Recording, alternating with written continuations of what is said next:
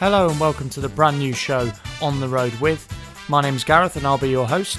Thank you so much for joining me. I'll be talking to a lot of different touring professionals in the performing arts industries, the entertainment industry, about what touring means to them, the different people they've worked with, how they got into it in the first place, and what it means for their mental health. I've got some great, really exciting guests lined up for you on this first series. And today I'm delighted to be joined by a man who's the former sax player with the Specials. He's also toured with the godfather of ska, Mr. Laurel Aitken, and Prince Buster, among others. He's also the founder of the Quadrophenia Club Night. We've been through a lot together over the years with different bands, so please sit back and enjoy my conversation with Drew Stansall.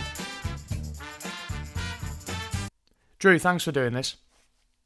No worries, G. Nice to speak to you. Yeah, likewise. How you getting on in the lockdown? I suppose like most people, just dilling and dallying around all day and just waiting for it to finish. Really, not doing a lot. It's a bit unknown, isn't it? Not really knowing when we're going to go back to normal. No, not really. I mean, I've not been too bad really, and getting through it. The days are still going quite quick, even though I'm not doing much. So just got to get on with it. Yeah. You have really, yeah, you have. I wanted to start the conversation talking about what you were doing before the lockdown in terms of touring, specifically, obviously, with the subject of this podcast. And we don't always speak as regularly as we used to, but from what I can gather, it's the Quad Night was your main thing in terms of touring. Can you just give us a bit of background about how that started, where it's got to, and maybe some of the obstacles on the way? Yeah, Quadrophenia Night is a night it's a tribute night based around a film called Quadrophenia, which if you are in any way, shape, or form a mod, you would know exactly what I'm talking about. Basically, it was a mod film that was made in the late 70s and based in the 60s. And the music from that was the 60s music, The Who and the Kinks and stuff like that. So it's got a great soundtrack to it, and that's what we do. We take that soundtrack and play it live to people that are into that kind of music and the film. So mainly mods, but not just mods. So you get quite a mixture of people down to there. Because I remember when we did one of the support slots with the Paradimes, didn't we? That's right, Nottingham, wasn't it? Yeah, Nottingham, that's right. Spanky Van Dyke's, which is gone now, I think. Yes, I think it is. Shut down. But yeah, it is quite a range of people. I was expecting it to be mod central when we made our way up those long stairs. And it was, but it was quite a mixture of people. There were a lot of people I'd seen at other ska gigs, a lot more younger people as well. Yeah, I suppose when I said mods, you do get a lot of ska people turn up, and you get a lot of Northern Soulers turn up. Yeah, because again, the mod scene was actually original mods. They liked ska, the old Jamaican ska, and the northern scene is quite moddy as well. So. Yeah, it's a good mix actually. Yeah, and I remember when you first started that. So it was just something you were giving a try really down at the Donkey, wasn't it? It was just a little sort of let's see how this night sort of sells, and the response was just unbelievable, wasn't it? Yeah, that's right. It was. It's just going to be a one-off really. Just said to Warren down at the Donkey, I'd love to put this kind of night on where based around the film, and he said, yeah, do what you want. So. We did it that night, and then straight away, Andy Wright from the O2, he was dealing with the O2 Academies. He was straight away liked it, got us down at the O2, and then booked us on a tour of all the O2s, pretty much around the country. From up to Glasgow, down to God knows where. Where else? Well, everywhere. You name it. You did quite a lot in London, didn't you? That was quite a hot place for it, wasn't it? That was the one, London. I was going to say. How could I forget London? Yeah. We did the O2 Academy in London. Yeah. And everywhere in between. Yeah, I mean it's. I remember coming down to the Birmingham night when you guys were down there, and it's funny because having played quite a few O2 Academies myself, it's not somewhere you would associate the mod generation going to, really. Do you know what I mean? It's not. No. It's not really. No, that's very true. That's very true, and I think it was did raise a few eyebrows at the time. But what I think was successful about it was that because it is it's not just because I think the mod scene really, a lot of things like that happen in the back of a pub, where with a really bad sound system and a scratchy DJ, it don't sound good. But with the O2 Academies, they've got all the really good equipment, as you know. Yeah. You know, good sound equipment and on stage it's great for the band because they've got great monitors. Yeah, it is and good. There's good facilities. Yeah. The only thing that people did complain about really was the price of the beer, but it's probably a bit more expensive. Yeah, and the curfew I've always had people complain about as well. You know, the 10:30 finish sometimes, isn't it? Because they've got club nights on and stuff like that. We actually did it. We arranged it so we would finish at 1 or 2. So we got away with that. Oh, that's good. The O2s. But I've noticed since then though, some of the places we play, yes, it's they do like to have their own curfew. Yeah, you're right. Yeah, and that can be a bit of a strange one. I remember doing a gig at a venue we both know in London. I won't name the venue, but a venue we both naming names. no, but what is that? What do we do? I'll have to. How do we leave our mark? What do we leave? No, probably left my trumpet knowing me. But no, a venue that we both like and do a lot at in London. It's a fantastic venue. But I did a funk night down there once, and they said, "Oh, it's you've got to be off by 10:30." And it was with Funk Soul Collective, and they're doing James Brown stuff, that we used to do. And the support band ran over, but instead of doing a half an hour, they did an hour set. Which I think is bad etiquette, first of all. Yes, you're right. They do that sometimes. Yeah. Half hour, 45 minutes, and they just keep going, don't they? We got on, and we were the headline band. Everyone excited. We had special guest singers, and all. We'd really bigged it up, and there was over 200 people in the place, and we only did half an hour. Yeah, we did six songs, and everyone's really kicking off. And then as we were leaving, there was this. The reason the curfew was early is that they had a club night going on in the venue, and I looked down the side of the venue, expecting there to be a big queue for this club night, and there wasn't one person. And I remember saying to him, "Why you had 200 people in there 15 minutes ago, all drinking and enjoying music? Why? Now you got what's no the one. Point? Yeah. What's the point at this club? The club night thing, I don't always get it." To be honest, what tends to happen, them kind of things, is you do your gig and then you've got 20 minutes to get out. Basically. Yeah, that's right. Yeah, real quick. They're kicking you out the door before you got time to pick up your clothes. So yeah, I don't like them kind of places. Yeah, but when we used to do it, it was a Thursday night, so there wasn't no club nights. Well, you see, what happened there was you did it, and then I got the contact either off you or Andy Wright. I think it was Andy Wright because he had booked you in there originally. And and I got the contact off Andy Wright for the place, and I'd followed your advice at the time, which was book a Thursday night, and I thought, great, we'll avoid the club night.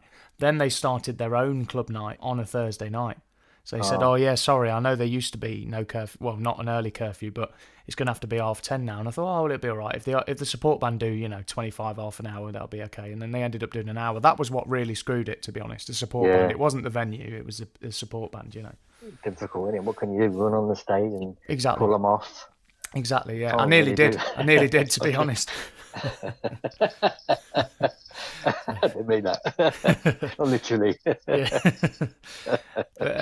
at the start of the podcast, I said that that me and you go way back on the intro, which you've not heard yet. But on the intro, I said that me and you go way back, and I was thinking about it when I was preparing for the interview. We've done. Obviously, most people in Leicester will associate us both with the Paradimes, but we've done a lot of gigs. It's all within reggae and ska pretty much, but we've done a lot of gigs that are, with other people other than that. And I think thinking about it, I always associate us with Neville Staple Band, but I think we only ever actually did maybe one gig where we were both on it, because I did it with Spen and you've done it with Spen. But I think we did one with three of us, didn't we, in Cov? Yeah, that's right. We did. Was that Coventry? Was it? You're probably right. But yeah, we probably only ever did it once, didn't we? Yeah. The three of us, because just how it is, isn't it? We're all doing stuff and we're all out busy and blah blah blah. And I mean, I really was obviously adept for Neville last year. Yeah. I started off when Spen couldn't do it, and then they just said, "Oh, it's nice to have two brass," So it just I got in that way, really. So that was exactly how I got in before. Yeah, exactly the same. I was depping, and then it was, actually, it's good to have a brass section. I think on some of the bigger gigs, you get the call. Yeah, that's right. And we've done, I suppose, one of the reasons I wanted you to have you on the podcast, other than the fact that you're a really interesting bloke, is thank you very much. Is that we've done. I guess we've experienced, and you certainly have experienced, touring at the completely different ends of the spectrum.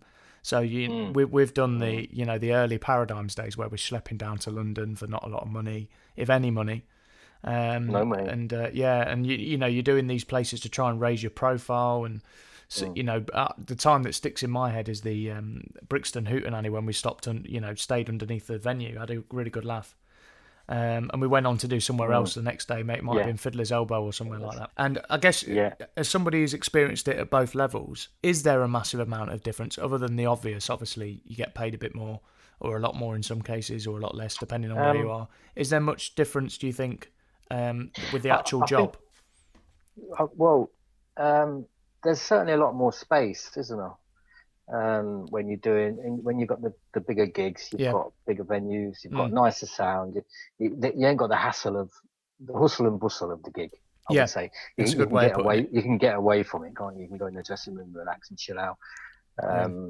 You've got all that with the bigger gigs. When you've got the smaller gigs, and I remember, first started touring with the Splitters in the late '90s, and that was we was going to places on a Tuesday night and Fridays and Saturdays, and it was really hard work. It was, you would leave your house at perhaps 3 PM to go down to Norwich, let's say.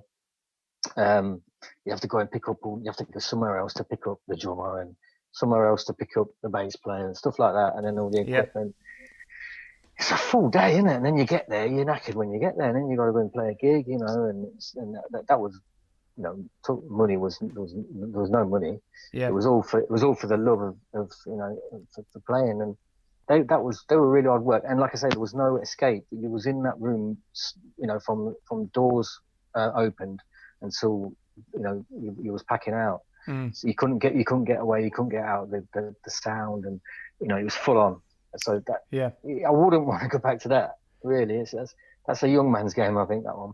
Yeah, I mean, it's a lot more intense, isn't it? Because you're doing, when you look at the higher level, so like you would have had in the specials, and I've got in the south, you have a tour manager, you've got roadies, you've got a sound engineer. You've not got to worry about anything, have you? You've just got to play your instrument. You're just a spoiled musician, really. You just turn up, and there it is. There's your saxophone waiting for you. Yeah, you used to get yours put out for you, didn't you? In the specials. Yeah, good old Punky Steve did that. Yeah, he always used to put the mouthpiece on the wrong way round, though. But I never told him. So I thought I didn't want to upset him. For years he did that. So I just twisted it round. As the least I could do, really. Didn't it? Yeah. So I said another thing. Yeah, I do remember is.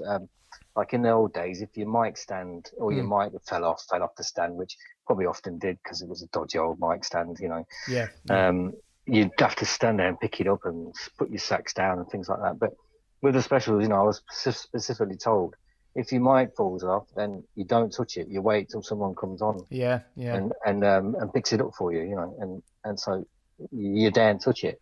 Yeah, and I remember going after the specials. I remember playing a gig with the Atlantics and the quad night, and the mic fell down, and I was waiting for someone to come on. And I looked at Tom, the guitar player, and he was like, "Do you want me to pick that up for you?" And then I suddenly thought, "No." Yeah, it's like that, yeah. I mean, there's that top level of the specials, and we will go on to the whole specials chapter shortly. But there's the top level of the specials, and then there's where the Paradimes were at when we first started. You mentioned the Splitters. I didn't include that actually on my list of bands for you, but there's times when you talk about El Pussycat. There's all sorts of different things, and then there's a whole in between level, I think, where some things are taken care of. It is fairly easy, but it's still a bit of a struggle sometimes, and it's not quite arena level, but it's not quite kind of just playing around pubs.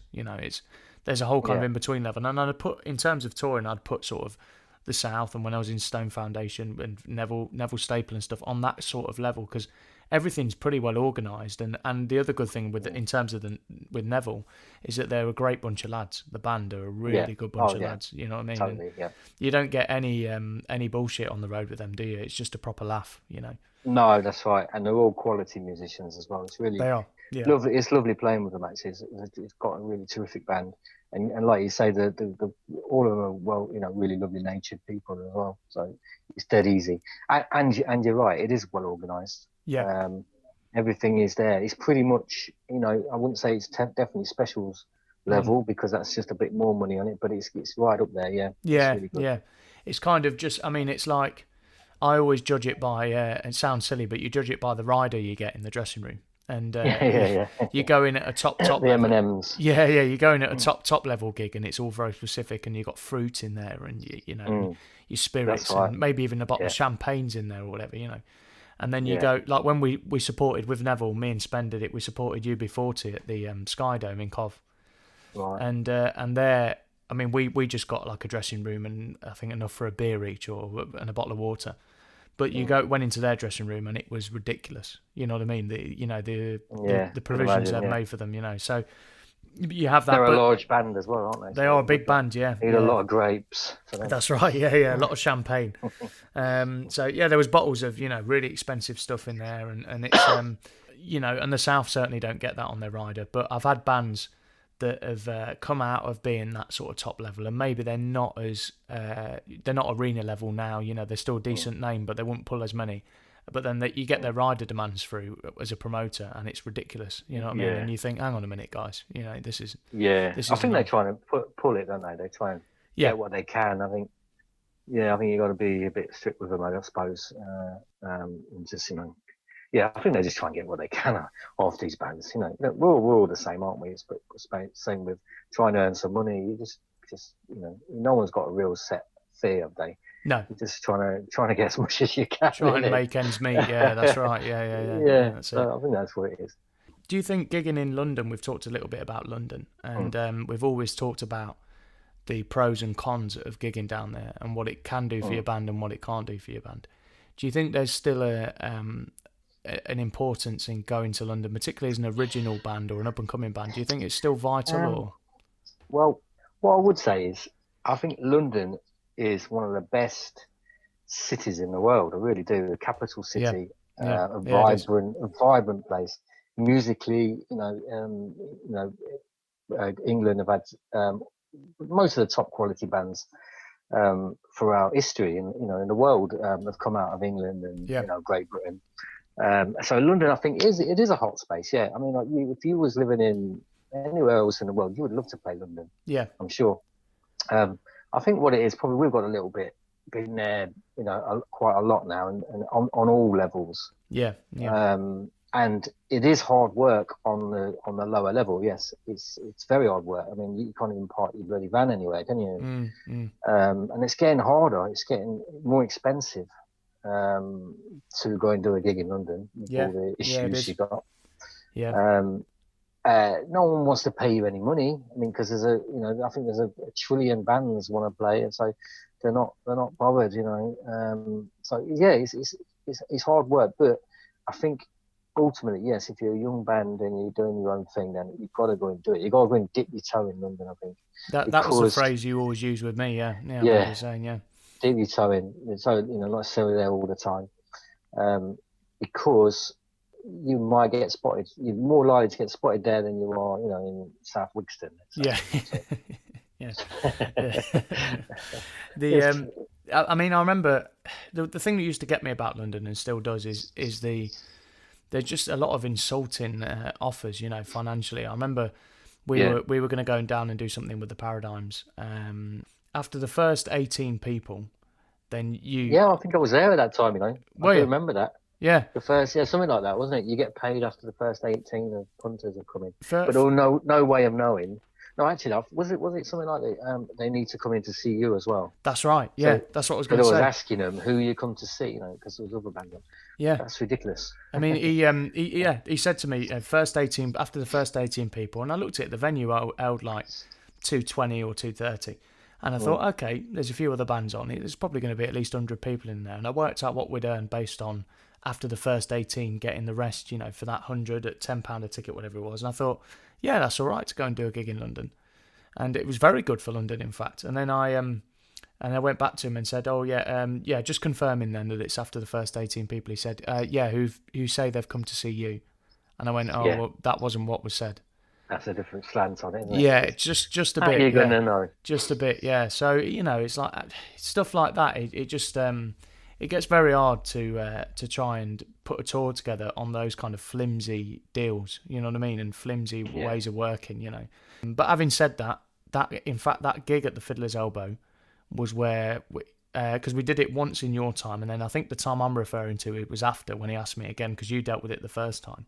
On that first gig, that was where we first met Christine Sugary. And obviously that led on to us doing Skarmoth and backing different reggae artists and ska artists and stuff. So we did benefit from going to London. Yeah, we did. You know, whether we were happy with the deal or not, which we weren't, there still was a benefit that came out. We may have met Christine later down the line and Neville later down the line, but it definitely fast tracked things for the band in that scene. Yeah. Do you know what I mean? So that kind of goes to prove it, really, doesn't it? Yeah, that's it. That's why I say keep going there as an original band. Yeah. Just because one thing can lead to another, can't it? Well, that's it. Like you say, fast track. Fast track's probably the word. Yeah, that's it. London also holds some really good memories for us in terms of gigs we've done with Roy Ellis, and you know, Simmerip and other bits and bobs. You know, I've done some great ones down there with Stone Foundation and with the Paradimes. Again, I think we supported Roy Ellis with the Paradimes there, didn't we? Early doors. Yeah, we did the Under Club, didn't we? Yeah. Yeah. And we did, right. Yeah. It was early doors Paradimes, yeah. Yeah, it was ropey as well. It was always a nightmare. Right. Yeah. I remember the gig. We could find the place. I remember the gig itself not being the best either, if I'm honest, looking back. No, it wasn't our best gig. That is true. I remember my old man saying to me, because we all got suited and we were all like really excited. He said, you've lost the looseness and laid backness that makes the Paradimes great. He said you all got uptight in your suits. That was the phrase he used. You all got uptight in your suits and you just got nervous. Yeah, and I think he was probably right there. Yeah. But yeah, somebody else that you played a lot in London with, and he lived there as well, is Alton Ellis. Yeah, Alton Ellis. Yeah. Can you tell us a bit about? We're going to play a track in a sec, but can you tell us a bit about the work you did with him? Yeah, Alton Ellis, King of Rocksteady. Yeah. Now, the how I met him was way back when I played with Laurel Aitken. We used to go down to London, and there was a club off Rayners Lane called Club Scar, and it was run by a gentleman called Mark Wyeth, as you know. Yeah, Mark. And he used to bring in all the Jamaicans from all over the world, and he used to get them to play at his club. And he had a house band, and I happened to be lucky. I was in the house band. Through being with Laurel. Right. Yeah. So one guy that turned up was Alton Ellis, and he came and played, and we just did a set with him. And as you know what happens before you know it, you're off on a little tour with each other. And so I did quite a few gigs with him for a few years. You know, I wouldn't say it was that many years, probably about 3 or 4 years, but not all the time, kind of thing. Just when they want a band in a certain area. Yeah. So that's what we did, and I loved Alton Ellis. I think it's just his music's just so sweet, and his voice is just absolutely beautiful. Yeah, it is. He's the Sam Cooke of reggae, really, isn't he? Yeah, totally. Yeah, it's just every song is just lovely. So it was really an honour and a privilege to play for him. I think I'm quite very lucky that I did actually do that. Well, we're going to play one of his biggest hits, probably the best known Alton Ellis hit to the world. You know, he's got other underground ones that we like, but one that everyone's going to recognise him for is this one, I'm Still in Love with You.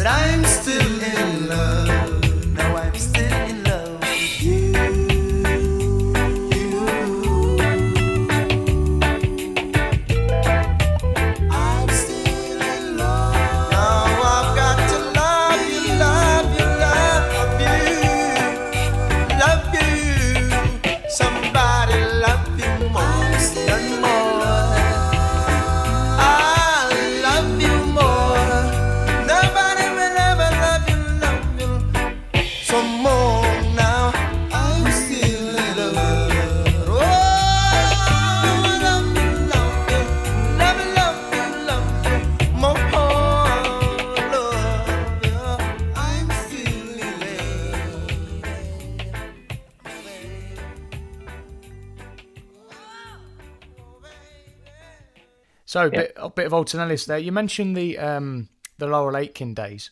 So you played with the king of rocksteady, as you put it, and the godfather of ska, who was a Leicester resident, wasn't he, as well? Yeah, again, lucky again for me again, because he lived in Leicester, and that was because of his wife. He met a Sandra, lady, yeah. Sandra, and she was from Leicester, so he ended up being in Leicester. And again, at that time I was just talking about with the Club Sky in London, Laurel needed a new band. He'd just finished with the Press Tenants, and he had a band in London called Freetown, but they never had a brass section. Right. So somehow it was the trumpet player with the Splitters. He knew him somehow, and he got me to go and meet Laurel, and we ended up playing with Laurel for years after that. And you did some recording with him as well, didn't you? It wasn't just live. No, we did recording as well. Yeah, we used to go to Birmingham to Handsworth, this studio. Laurel would often go to this studio, and we'd jam out some numbers. Most of them I never heard them. The Day of Lights. Never heard them ever since. Never got finished, I don't think. Yeah. But we did that quite a lot actually. Yeah. Yeah, and I mean the one thing you've taught me, and I was saying this when I interviewed our good mate Spike recently. One thing that you definitely taught me is that when one door closes, another opens, and everything leads to something. Yeah. And I think your career, the more you talk about it, I think your career is a really big example of that. Yeah, it has. Yeah, it's just about when people say being in the right place at the right time. That's the bit of that is true, but you've got to get in that right place, haven't you? Put yourself in that right place. That's where the hard work comes in, isn't it? Yeah. All that practicing you've done, all that hard work you've done. Yeah. You get rewards, don't you? And all the networking as well. I think we've both got to where we are now through talking to people and building relationships with people. Yeah. I think that's a crucial part of it as well, isn't it? Yeah, it is. Yeah, it's you're right. I think it's always pretty easy to talk to people because you're in a happy mood, aren't you? Yeah. You're doing this lovely gig that you're looking forward to. Yeah. It's easy then, isn't it? You're just in a good mood. So. And with the Laurel period, it was a lot of that was abroad as well, wasn't it? Some of the gigs were in Europe. Yeah, we had a time in Europe. Yeah, we used to go to Germany quite a lot. I've been to a few other places, Switzerland and France, and he was pretty big in Germany, in particular, wasn't he? Germany was, yeah. Had some good tours in Germany. Yeah, it was always really good. And that was probably the first time, because before that I was with the Splitters, so like we're talking about these levels again. So first time my level jumped up. Yeah. And all of a sudden, there was dressing rooms and decent monitors. Yeah, you start to get a little taste of the big time, don't you? Yeah, and some crisps and grapes. So that, you got fed, which you would never have done in England. And so you got that taste then for the different level, and that was really nice. And Laurel was lovely, and it was lovely again to be with Laurel and play his gigs because it was just such a great character. Laurel was. One thing I found with the whole touring on the continent, not just in Europe, but when they went to Japan and you've been all over the world with the specials, etc., is that they've got a big culture of looking after their artists and their musicians more. I think, they're doing England. Yeah, definitely. I think they care a lot more about it. I agree. I think they are. They're more.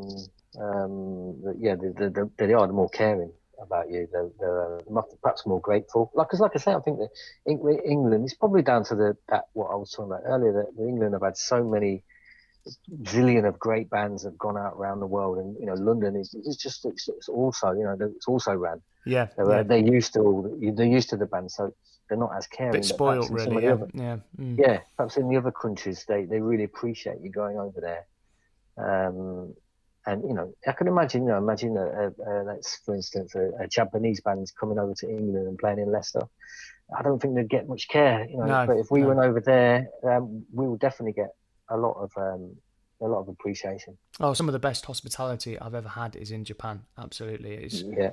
I mean, I remember we did a couple of nights at this little club, this little basement club, and we'd finished night one and the sound was absolutely impeccable. Like, it was the best you can imagine. And the sound engineer's coming up to us at the end saying, is there anything you'd like changing for tomorrow night? You know, I'll do it now. And you would never get that in the UK. You would never get that level of attention. No, they wouldn't care less, would they? And they turn up 10 minutes before you're supposed to go on. Yeah, that's it. And they roll their eyes if you've got a brass section. Talking of brass section, you're in the brass section for Prince Buster for a while. Before we go into that, we're going to play the next track. Could you talk to us about this one? Orange Street, is it? Orange Street, yeah. Again, just a great track. Prince Buster doesn't do bad songs anyway. No. They're all killers, there's no fillers. Yeah. And this is just another one. It's just a lovely feel. I don't know, do you call it a bit more reggae-ish, a bit more laid-back ska, isn't it? But there's a lovely little saxophone line on it as well, which I really like. So, yeah, it's just one of the songs that stick out in my mind when I did gigs with Prince Buster.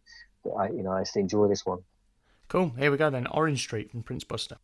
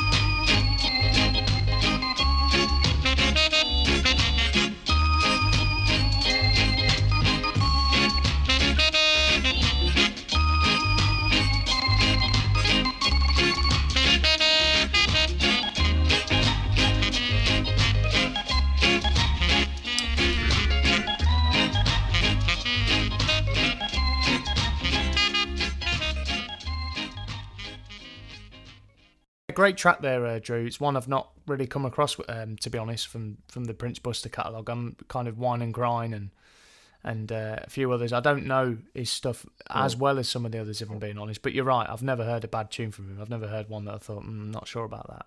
He definitely churned out some big hits, didn't he? He did, yeah. And again, one thing leads to another, like you're saying. Again, through playing at Rainer's Lane, Club Ska, he turned up one night. Yeah. And the next thing you know, I'm playing with him. So yeah, mad. It's just all mad stuff really. And at that time, what was going on? All these fantastic artists, and they just got better and better. Yeah. And Prince Buster's, he's one of the pioneers of ska music. He is. As we know, but maybe some people don't know, his song "Madness" was why Madness called the name Madness. Yeah. And one step beyond, people think that's madness. That's Prince Buster. Yeah, yeah. So it's just amazing.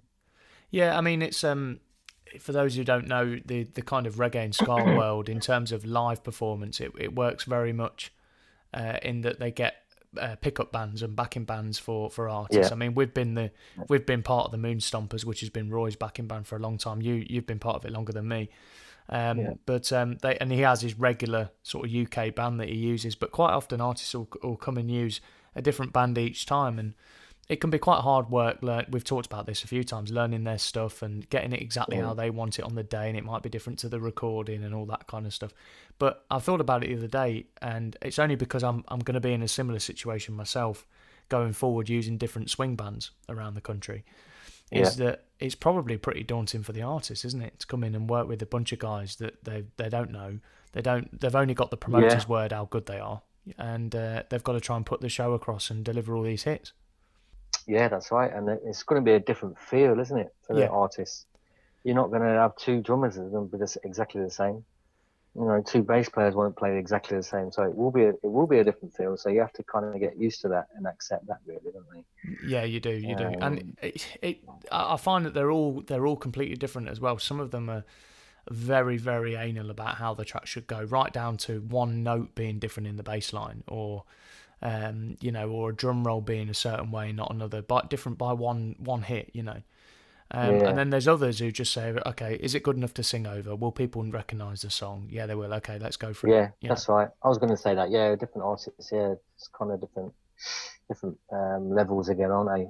That's right. Prince Buster, he always wanted you to play the solos exactly how they were on the record. Who's that? Sorry, Prince Buster. Oh right, yeah. He wanted that, but then the other guys just you could do what you wanted, really, more or less, regarding solos. So it depends, but I didn't mind doing it exactly like the records because they were great solos, to be fair, and everyone knew the solos, not just the songs. So that's it. That's it. In that genre particularly, the solos become as iconic as the song.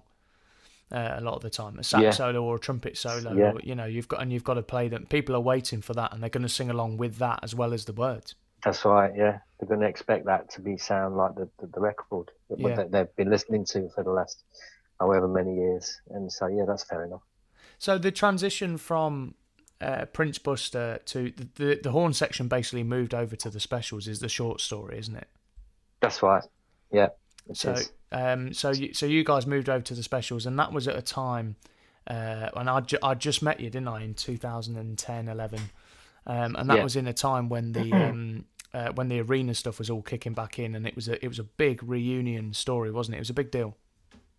It was a big deal, yeah. It's, the places we played, you couldn't get any bigger, and the specials will tell you that the first time round it was bigger the second time round.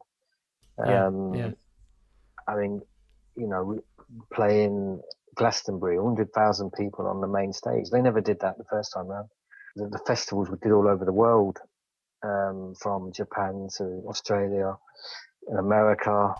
The David Letterman show. I mean, that's a huge thing. It's massive. Yeah. Good footage that is. I like the nightclub. The version of nightclub he did on there was absolutely brilliant. Yeah, and I remember it like it was yesterday, turning up and waiting, and it's cold down there, and he has his studio really cold, apparently. Yeah. But I play, it's the same place as well. There's like a bit of a museum there as well to Elvis Presley played there, and I don't know if it's exactly the same stage, but I like to think it was just take a bit of license, poetic license with that one, and say it was, mate. yeah, let's make it up. Yeah, he stood where I stood. That's right. Yeah, brilliant. Ed Sullivan, that was it. That was the name. Ed Sullivan show was recorded there, and Elvis obviously played that back in the 60s. Yeah. That was the kind of David Letterman of its day, really, wasn't it? The Ed Sullivan show. It was a big talk show. Yeah. So brilliant, absolutely brilliant, and massive gigs. And then you're staying in the big hotels. I've never seen hotel rooms like it since ever since or before. It's just this really top end stuff, especially that first 2 years. Yeah. And it was you playing with your boyhood heroes as well, wasn't it? That was the other great thing about it. Very special. Excuse the pun. Very special for you. Yeah, that's right. Because I used to when I was a kid at school, listening to the specials when they came out. And I remember having an Arrington jacket with the specials printed on the back of it. And I used to go to school in that because we never had a school uniform. Our school didn't. I don't know why, but we didn't. So that was my school uniform. That was yeah. You know, and I remember as well one time in music class, I took a tape recording of one of the special songs. Yeah. I took it into the class and I said to the teacher, "Can we mime over this?" You know, the kids, you know, in music lesson. And she was like, "Yeah, we can." And that's what we did. Was one of the specials tunes. I was probably 12 years old, I suppose, at that time. And what's the plan coming out of lockdown then? For the quad night specifically, what's the plan? How are rescheduling the dates going and all that kind of thing? Yeah, we have rescheduled a couple of them actually, because actually I only had two left anyway. We do tours in little spurts, so we'll do it from January till March, and then we'll have the summer off, and then come back in October till December. You know, so I'm not really missing. I've not missed a lot. There was 2 gigs that got cancelled, but they've been rearranged, so I've not really missed out there. But there was a lot of Neville Staples bands though that have been cancelled. Yeah, I've seen that on the internet. Yeah, he had loads actually. I was going to be really busy with Neville this year, but I'm sure they'll get rearranged at some point. But I don't know really. It's a funny one though, isn't it? Because once they're rearranged, it's like if a gig like for this weekend is rearranged for September, October, and then we come out of the lockdown in August, and you've cancelled gigs that were in August. It's not like all of a sudden, oh, we'll have that gig back on then. You know, you've still got to wait until. So there's still. Amy, my wife was asking me the other day what my weekends look like if we do come out of lockdown in say July, August. I said, well, they're still going to be free because even if there's a gig that was the following weekend and you're out of lockdown, if it's been postponed, it's still going to be postponed. They're not going to suddenly say, oh, it's on now. So you're still going to lose that day working. And like you've said to me before, we as live musicians, if you take out teaching and recording, anything else, we have 3 nights a week, 2, maybe 3 nights a week that we can work. That's right, yeah. That's it. That's all you can do, isn't it? If you're not on that stage, you're not getting paid, are you? That's right. Simple as that. Yeah. And anything, like we were talking about, anything can go wrong. It's a miracle. Stop you earning your money. I thought that when before I called you it's a miracle that more gigs haven't gone wrong. You know, I don't think we've done a few that have come close. yeah, definitely. But transport issues mainly. That's right. Or drummer issues, perhaps. Drummer, there's that as well. Yeah, but the amount of variables, if you actually sit back and think about it, involved in getting, say, I mean, we've usually been in quite big bands, you know, 7 or 8 piece bands. If you've not got that infrastructure of a tour bus and a tour manager and all that to organise it, just trying to get down there independently, and there's 8 of you. You know, getting down there on time, and you know there being no traffic issues, your car not breaking down, then the gig's selling enough, and there's loads of variables, and it can go totally wrong. Yeah, and the gig could be off in an instant, you know. Yeah, and like you say, it's surprising it's not off more. Yeah. And in an instant, you're not getting paid. That's right. Yeah. In an instant. Yeah. I remember doing quad night. Where was it now? Putney. Half Moon. Half Moon, yeah. We played there. We played there with the Paradimes. We did, yeah. The Half Moon in Putney, doing a quad night down there, and on the way down there, the van stopped. So we on the motorway, at the side of on the hard shoulder, and I was just sitting about thinking, well, that's it. Then the gig's off. Yeah. I can't fix a van. I wouldn't have a clue. But good old bellboy, rest in peace, Dave. Yeah. He got out. He lifted up the bonnet. He wiggled some wires around and the van started again. And then we got to the gig. As well. And I remember talking to someone. He said, I've come all the way from Norwich to see this tonight. And I thought, you don't know how close this was because they're not happening. It's been cancelled, You would have come from Norwich and we would have been there. It would have been terrible.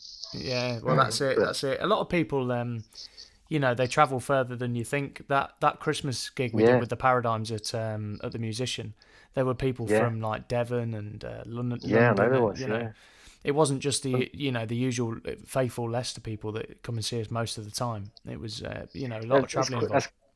It is, and that's quite amazing for well, we call it local, don't we? Obviously not local to them, but for bands that the Paradigms, it shows that they've got a lot of lovely fans out there. Definitely. That really like their music and have got their albums and like you say, I remember people singing along knew the words more than I did. That last gig. So that just shows, isn't it, that there's a love for the Paradimes. Well, on that note, Drew, I'm going to thank you very much, because we're going to play the show out with one of our favourite Paradimes tracks, and my late father's favourite Paradimes track as well. We're going to play it out with Conga Man in a second, but thank you so much for joining me and for doing this. I really appreciate it. All right, G. Good to talk to you, mate. It's been great to catch up. Hopefully I'll see you soon. Yeah, at some point this millennium, we'll grace a stage together again. Yeah, I hope so, yeah. Look forward to that, mate. Excellent. Me too, mate. Take it easy. See you, G. Thank you so much for joining me for episode 4 of On the Road With. My guest this time was the lovely fella that is Drew Stansall. I'd like to say a massive thank you to Drew for taking part. It's a really interesting look at the life of a successful touring musician. If you like what you're hearing, please do follow and subscribe wherever you get your podcast fix. And I'm going to play you out now with a very special tune to me, featuring Drew on the sax. It's the Paradimes with Conga Man. Take care now. Bye-bye.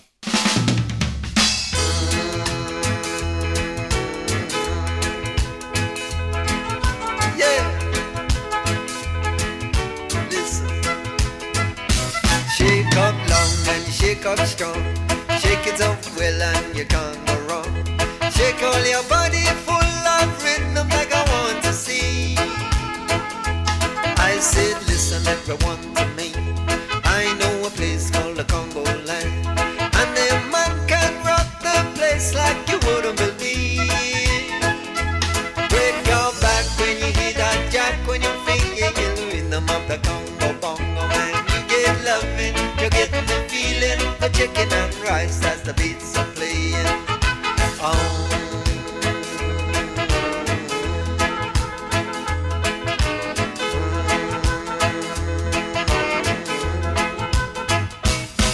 From your flew down to London with a sticky rhythm like a new trombone, singing that you never miss the water till the well runs dry. Night time come when the day is done, rhythm is good and the love is strong. There's a man on the roof violating up the scene. Policeman come when they hear that gunshot bang, get down now in the rhythm of Congo land. You get loving, you're getting the feeling, the chicken and rice as the beats are playing.